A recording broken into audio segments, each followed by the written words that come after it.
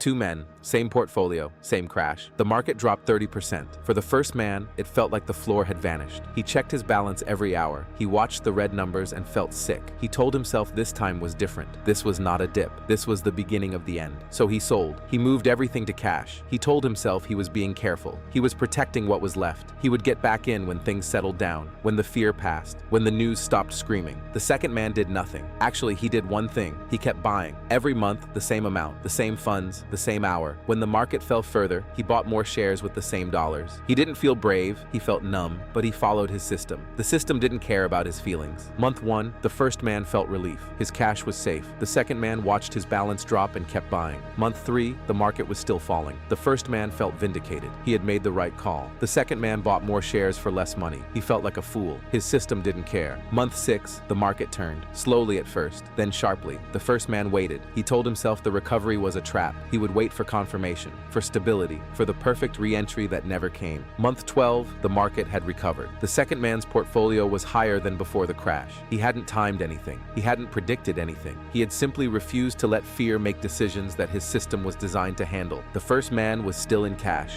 waiting, still waiting. He had locked in his losses at the bottom and locked himself out of the recovery. Seneca wrote that we suffer more in imagination than in reality. The first man suffered through a crash that, for him, never ended, because he made a permanent decision in response to a temporary event. The second man suffered too, but he suffered on schedule. He let the system absorb the fear so his hands didn't have to. Marcus Aurelius wrote that the impediment to action advances action. What stands in the way becomes the way. The crash was the impediment. For one man, it was the end of his investing life. For the other, it was the reason he ended up richer. The market crash did not decide their fates. Their architecture did. One had a plan that depended on his emotions. The other had a plan that depended on a process. Emotions are unpredictable. A process is not. The next time the market falls, you will feel exactly what the first man felt. The question is whether you will act like him, or whether you have built something that acts for you. Build the system. Let it override the panic. Then let the crash come. It won't matter. Follow for more. Drop a comment. Have you ever panic sold during a crash? No judgment, just data. And if someone you know is sitting in cash waiting for the perfect time to get back in, send them this. The perfect time is not a date on a calendar. It is the moment you stop letting fear hold the pen.